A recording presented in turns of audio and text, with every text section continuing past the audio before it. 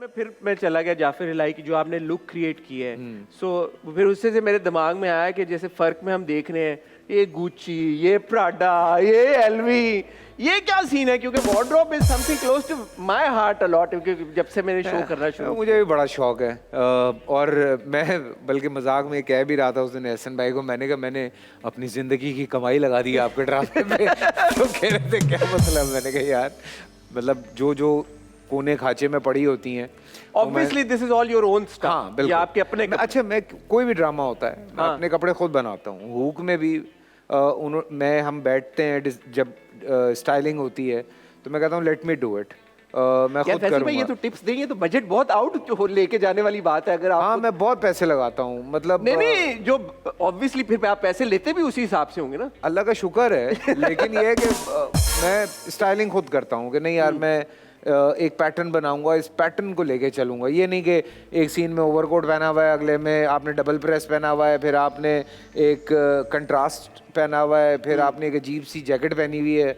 मैं वो नहीं करता, तो मैं एक एक वो फ्लो लेके चलता हूँ कि अच्छा ये इस तरह के। अब जैसे हुक में आप नोट करें तो मैंने कहीं भी ब्रूक्स नहीं पहने, मैंने पूरे ड्रामे में जो है वो चेल्सी बूट्स पहने।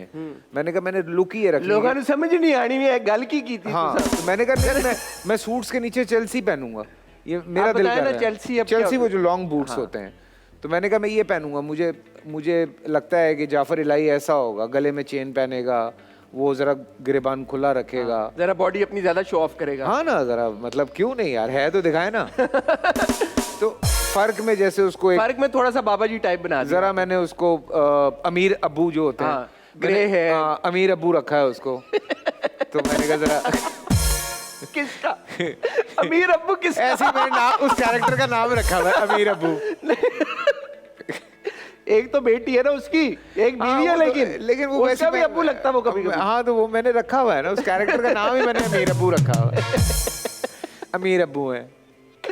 लेकिन वो मैं बड़ा हंसता हूँ, हम जब पढ़ते भी हैं, राइटर्स लिखते भी हैं, तो हम लोग यही हंस रहे होते हैं कि यार मतलब कारोबार बहुत बड़ा है, करता क्या है?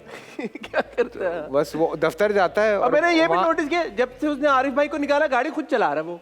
नहीं अभी आ जाएगा ड्राइवर, आ रहा है ना? आ रहा है तो मिल नहीं रहा। हाँ ठीक है। मैं कहा ऑडी वाडी खुद ही चलाना शुरू कर दिया यार। मतलब पैसे भी बचाने होते हैं ना थोड़े, कभी के दिन बड़े कभी की रातें। आरिफ भाई को वैसे रख सकता था वापस बुला के। नहीं अच्छा नहीं लगता, सुसर है यार। हाँ इसीलिए मुझे भी फील हुआ। ज्यादा शुरू भी हो गए थे ना वो। उसने कहा हाँ सेफ्टी, सीट बेल्ट और otherwise also you got to really take care of driving. Of course. आपने ड्रामे रिव्यू करना शुरू कर दिए। हाँ क्यों लोगों की दुकानों के पीछे पड़ गए हैं आप? नहीं आपका एक देखें, मैं जब हम ये डिस्कस कर रहे थे तो मैंने कहा यार ये हमारा काम ही नहीं है। तो बड़ा हमें मुकरम ने ख़ास तौर से काफ़ी मुझे एम्फसाइज़ किया कि नहीं फैसल भाई लोग सुनना चाहते हैं ये वो। तो शायद कुछ हमने कहा चेंज आ जाए इंडस्ट्री में, बिकॉज हम जिस तरह से जो बात कर रहे हैं, जैसे कुछ मेरे एतराज़ात हैं तो वो जा रहे हैं ऑन एयर और लोगों तक पहुंच भी रहे हैं। जिनको हम अप्रिशिएट कर रहे हैं उनको हम अप्रिशिएट भी बहुत कर रहे हैं। तो मुझे मज़ा भी बड़ा आ रहा है, बिकॉज काम की वजह मेरे सेट पे बड़ा शुगर लगा होता है।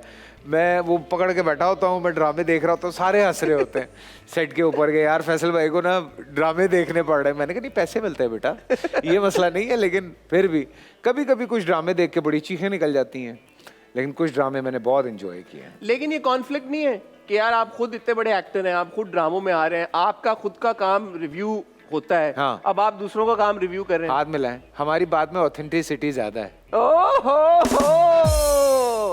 बट कॉन्फ्लिक्ट भी है, लेकिन होगा। लेकिन अब आप अपने काम को फॉर एग्जांपल कैसे रिव्यू करें? भाई देखें जैसे मुझे इन्होंने एक दफ़ा नॉमिनेट कर लिया फ़र्क से, तो मैंने कहा मैं तो रिव्यू नहीं करूँगा।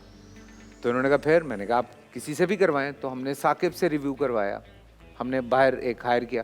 फिर एक थी लैला, जब भी रिव्यू होता है मैंने अपने आप को नॉमिनेट ही नहीं होने दिया। मैंने कहा मैं नहीं नॉमिनेट हूँगा। कहते नहीं ये आपका एपिसोड था। मैंने कहा नहीं मैं नहीं हूँगा भाई, कॉन्फ्लिक्ट ऑफ इंटरेस्ट है। तो मैंने कहा मुकर्रम आप बोलें जो बोलना है, लेकिन मैं नॉमिनेट नहीं हूँगा। तो हमने कभी नैयर इजाज़ को कर दिया, कभी यासिर को कर दिया, तो हम इस तरह से उसको लेके चलें। बाकी बड़ा मैं जेन्युइन बात करता हूँ भाई। अगर मुझे हुक की एक एपिसोड नहीं पसंद आई तो मैं बोला हूँ कि हाँ नहीं पसंद आई यार मुझे। तो उनको भी जरा अप्रिशिएट करें जो 4 सालों से 10-10, 15-15 ड्रामे देख रहे हैं हफ्तों के। नहीं मैं तो करता हूँ यार, ये बड़ा मुश्किल काम है। I agree. और मैं आप लोगों के प्रोग्राम्स भी देखता हूँ और कुछ बातें बिल्कुल सही होती हैं, कुछ बातें आप लोगों के ऊपर से गुजर जाती हैं, मैं समझता हूँ। क्योंकि इनसाइट नहीं पता होती कई दफ़ा, हमें बहुत सारी इनसाइट्स पता होती हैं कि अच्छा ये किस कंडीशन में हुआ होगा सीन, तो हमें पता है उस इनसाइट का। तो ठीक है। कभी कभी जब मैं करता हूँ तो मुकर्रम यूँ बात देख रहा होता है कि क्या बात कर रहे हैं आप, मैंने कहा जी आपको नहीं पता इस चीज़ का, छोड़ ठीक दें। है।